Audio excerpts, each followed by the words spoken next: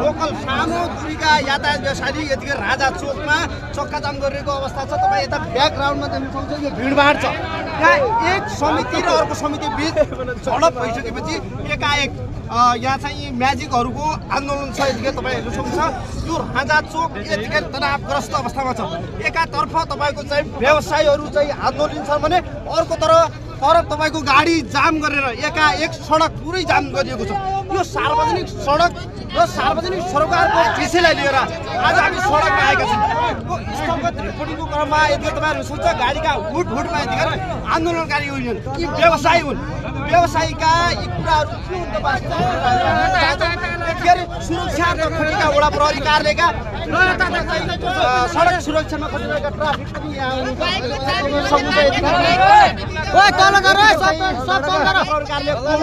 वडा प्रहरी कार्यालयका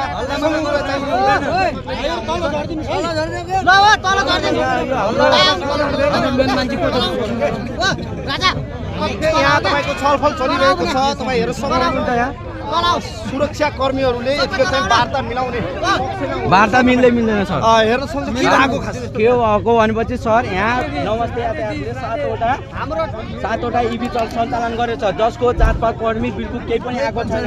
त्यसपछि तिनीहरू मनपर्ची जथाभावी सुर्खेत भयो अनि त्यसपछि यो दाङपुर घोराई राजापुर चल्ने यता गुलरिया सुर्खेत चल्ने सबै इभीहरूले मान्छे बिहानदेखि साँझसम्म उठाउँदै गर्ने लोकल गाडी महिनाको 12,000 रुपियाँ समितिले हामीसँग असुल्ने अनि त्यसपछि हामी कसरी गाडी चलाउँछ भने घरको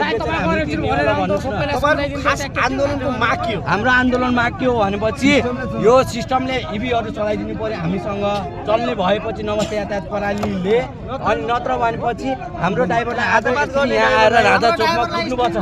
कसले हातपात गर्यो? नमस्ते यातायातको कर्मचारी स्टाफ अनि चालकमाथि हातपात गरेको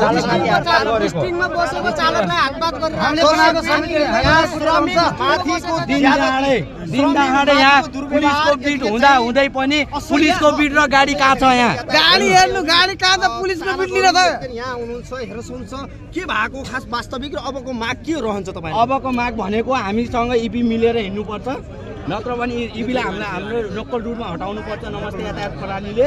अनि जो मान्छेले हामीलाई हानेको छ नि जानु पर्यो र नमस्ते यातायात प्रणाली अध्यक्षलाई पनि